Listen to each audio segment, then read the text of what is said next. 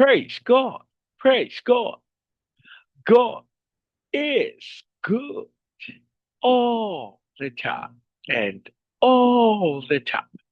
God is good. Praise God. Praise God. Isang mapagpalang araw po sa bawat isa.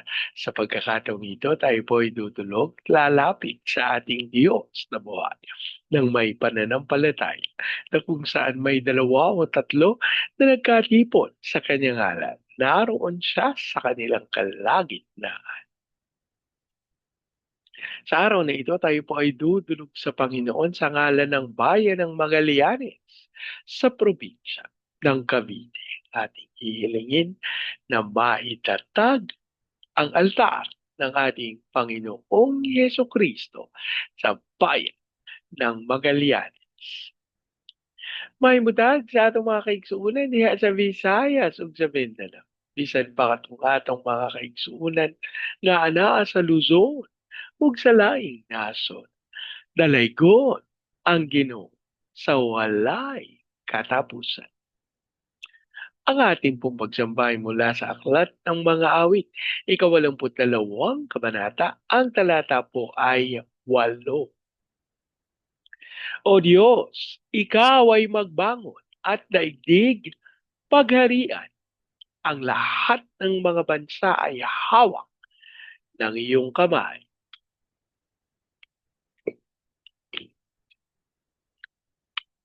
O Diyos, ikaw ay magbago at daigdig pagharian. O Diyos, ikaw ay magbango at daigdig pagharian. Ang lahat ng mga bansa ay hawak ng iyong kamay. Ang lahat ng mga bansa ay hawak ng iyong kamay.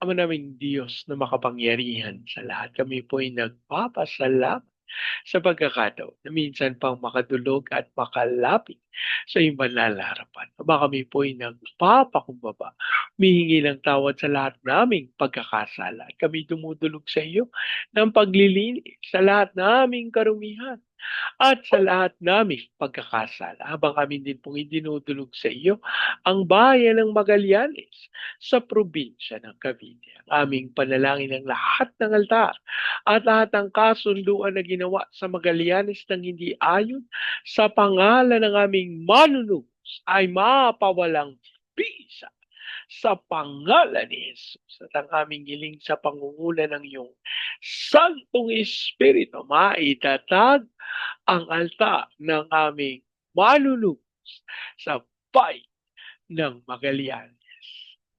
Maraming salamat po aming pag-asa. Tinugon nyo, tinagap namin ang aming panalangin sa pangalan ng aming Panginoong Jesus.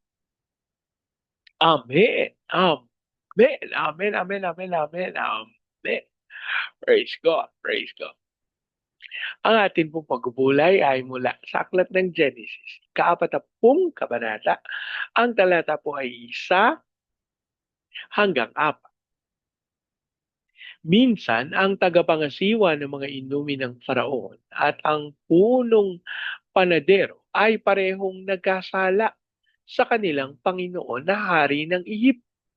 Sa galit nito, sila'y ipinakulong sa bahay ng punong gwardya ng piitang pinagdalahan kay Jose.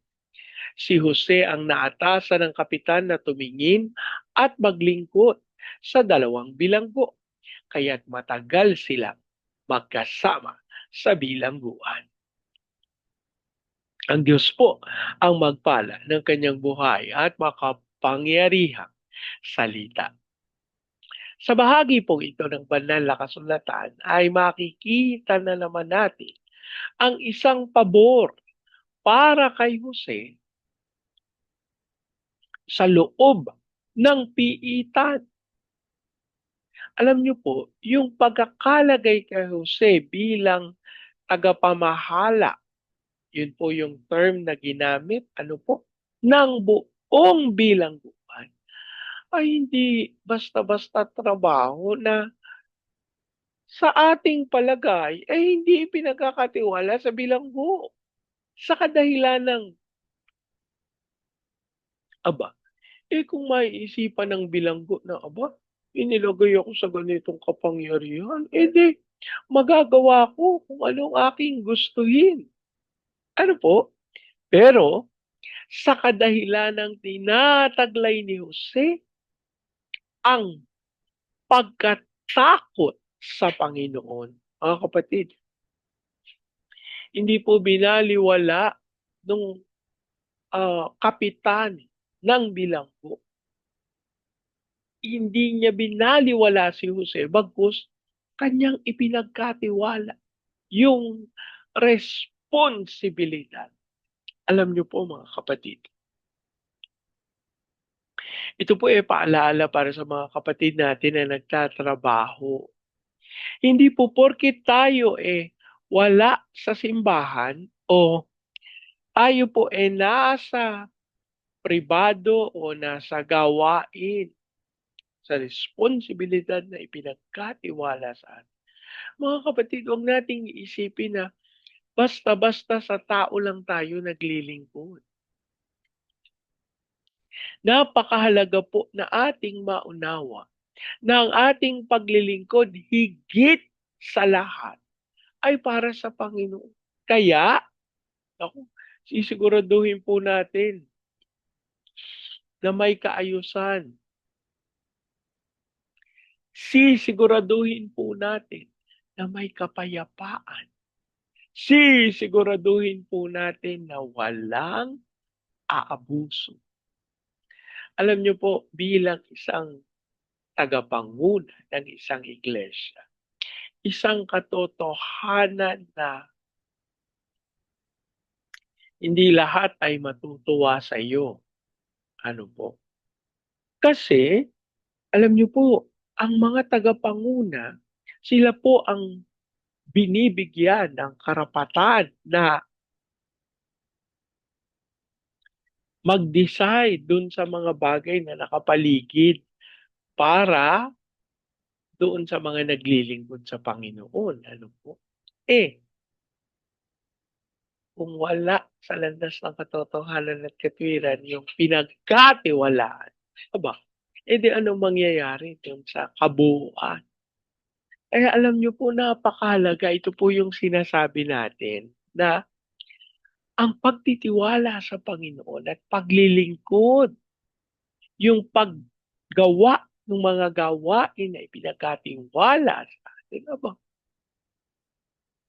iyan po ay isang pribilehiyo na hindi natin marapat na baliwalain, na hindi natin pwedeng sabihin na, kasi wala akong karapatan, wala akong sapat na kaalaman, karunungan para sa bagay na ito. Aba, bago mo sabihin yan, siguraduhin mo na hindi mo tinanggap yung responsibilidad. Pero kung tinanggap mo na yung responsibilidad, tapos sasabihin mo na hindi mo alam kung paano gawin, apa, tinatawag mo ang mga tao na huwag magtiwala sa iyo. Sa kadahilan ng iniisip o iisipin ng mga tao na ang mga sinasabi mo ay totoo. Paano pagka nagsimula ka na kasi kailangan ganito, kasi kailangan ganyan, no? Lalo na po para dun sa mga kapatid natin na wala pong sapat na edukasyon.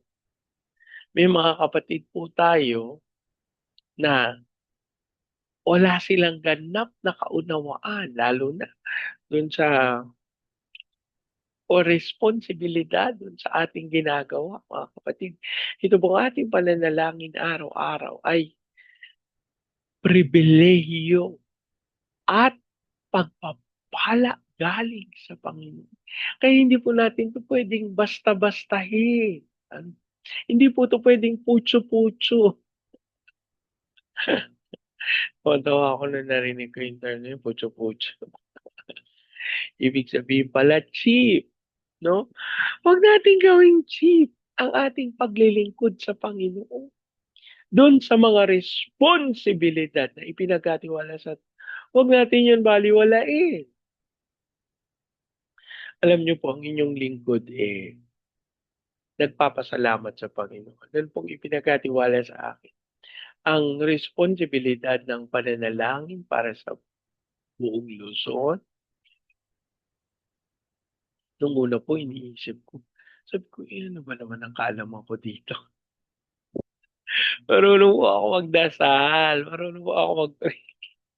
Pero yung mga may lalagyan mo ng, "Oh, eto ganito gagawin, oh, ganito responsibilidad." Naku, wala po akong sapat na kaalaman sa mga bagay na yan.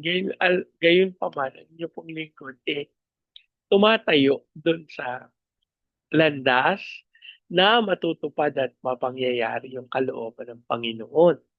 Samantalang inaangking ko po na wala akong ganap na kakayahan, aba, hindi ko babalewalain yung responsibilidad na ipinagkatiwala sa akin. Ibig sabihin, kung hindi ko alam kung paano, ay kailangan kong gumawa ng paraan para malaman. O kailangan ko bang mag-aral? Kailangan ko bang magtanong? O ano ba yung pangangailangan para magawa ko? Mga kapatid, kasi yung kaunawaan na, hindi ko alam, ayoko na. Naku, hindi po yan pwede sa Panginoon. Ang ating Diyos po ay nuno ng karunungan at ang kanyang tinataglay ay ang kakayahan na magturo. Ang ating pong Santong Espiritu ang itinuturing na dakilang tagapagturo, sapagkat may kakayahan siya na ipagkatiwala ang kaalaman patungkol dun sa mga pangyayari na nakapaligid.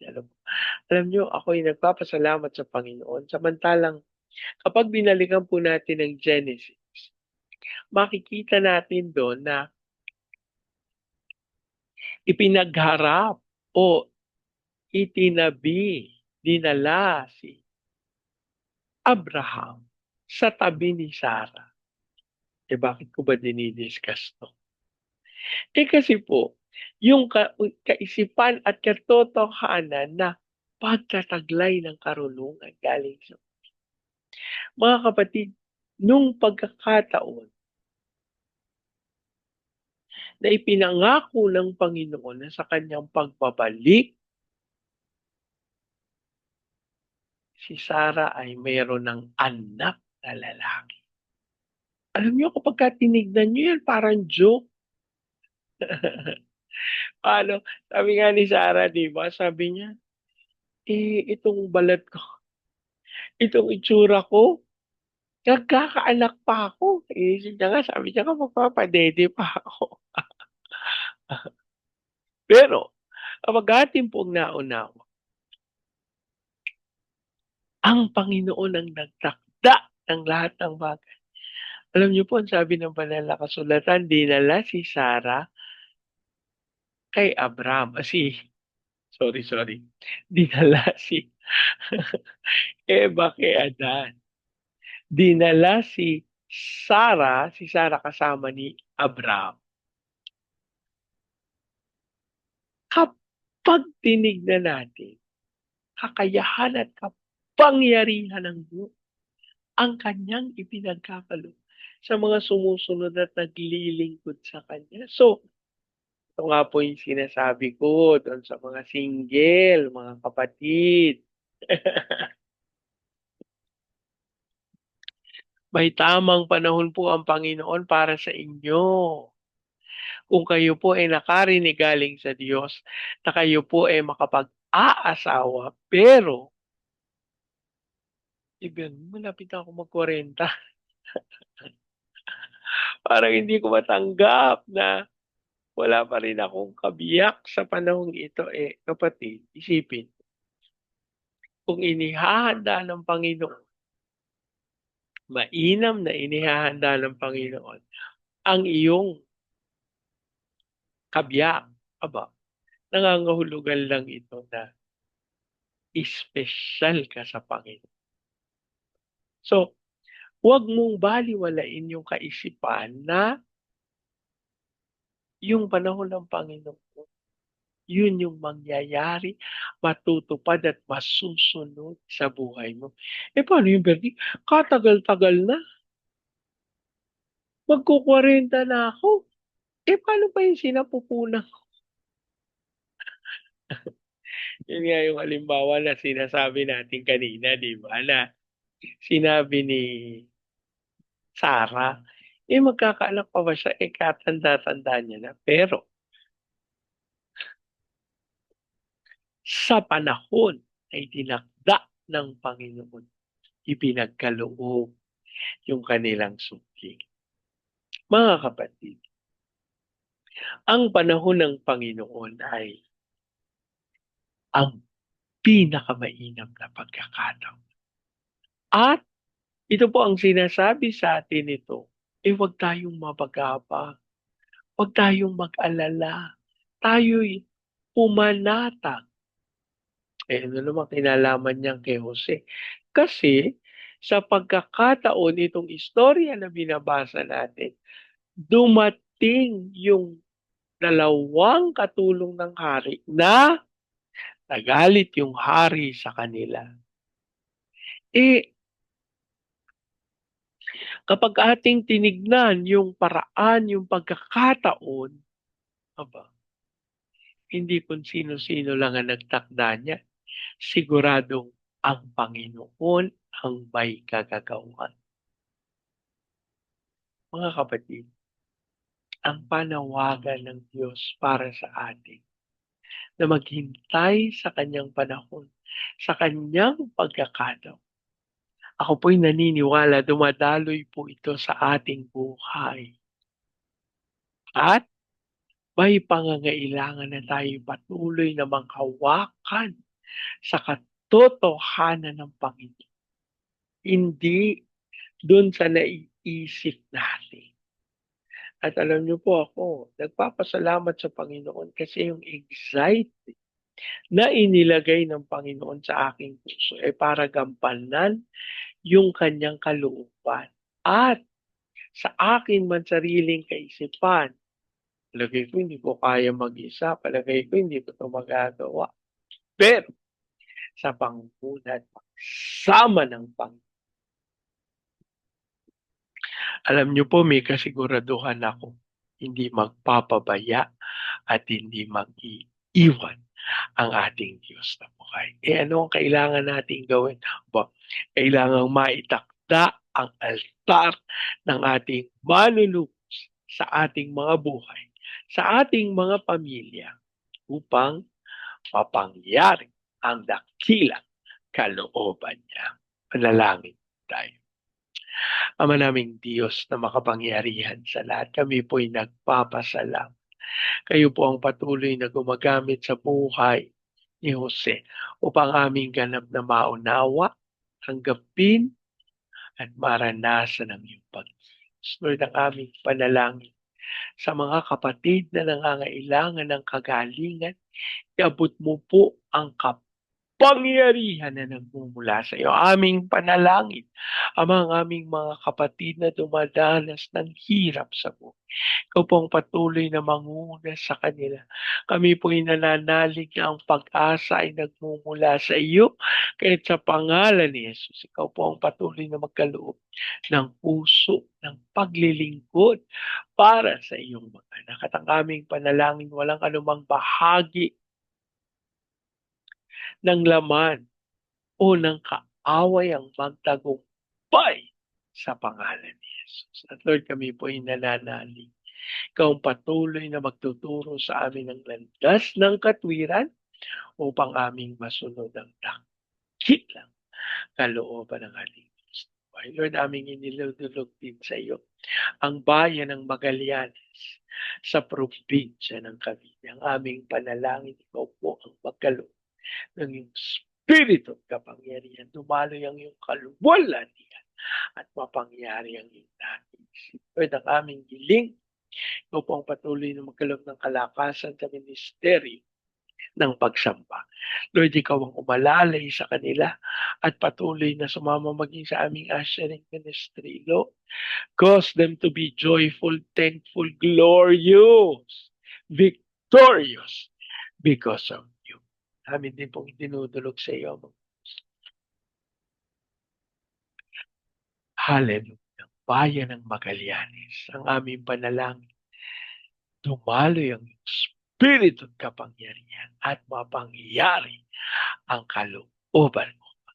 Kami po'y nananalig dumandalo ang pagsama at pangunguna ng ating Diyos na buhay. Lord, namin din pong idinudulog sa iyo ang aming mga misyonero sa iba't ibang pan at daigdig. Ikaw po ang magpalakas, magkaloob ng karunungan at sila'y magtagumpay sa pangalan ng aming Panginoong Yesus. Lord, namin din idinudulog sa iyo yung patuloy na magbantay sa iyong mga lingkod upang matupad ang iyong dakilang kalooban. As we also pray for the fulfillment of your purposes as you have called us to be serving.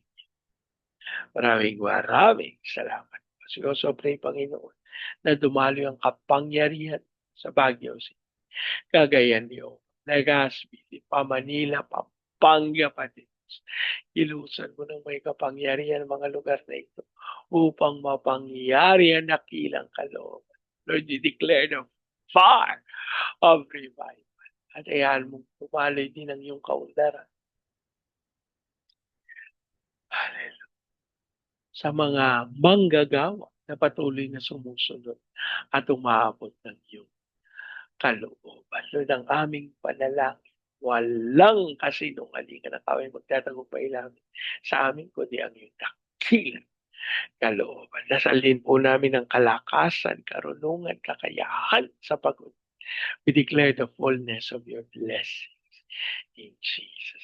Lord, namin din idinudulog sa iyo aming mga training agencies, katulad po ng Main Lifeline, Jason Center, Elijah House, Church, Ritual. Kilungsan mo ng may kapangyarihan ng mga ministeryo ito at hayaan mo magtagumpay sila sa iyong inihatag sa kanilang responsibility. As we pray for President Marcos, Vice President Duterte, ang Senado, Kongreso, Judiciary, Military, Police, Local Government, to declare the fear of the Lord will continue to make way in the lives of our place. At Lord, ang aming pananalangin, tunay tinanggap namin ang kakumpletuhan ng biyaya at pagpapal sa pangalan ng aming Jesus. Amen. Amen. Amen. Amen. Amen. Amen. Amen. Amen. Praise. Praise. Sa pagkakataon ito, yan yung pansalitain ko ang basbas ng Panginoon sa inyo at sa inyong sambayan. I declare the everlasting love of the Father. I declare the unending blessings of this. I declare the sweet, sweet, sweet fellowship of the Holy Spirit now and forever. I declare this house and that with body, with no feet and notice in this. In Jesus. Amen. Amen. Amen. Amen. Amen. Amen. Amen. Praise God. Hanggang sa susunod po. Sama-sama nating ideklara. Pilipinas, God bless you. Big time. And so we declare to God be all the glory in Jesus. Amen. Amen. Amen. Amen. Amen. Amen. Amen. Praise God. Praise God.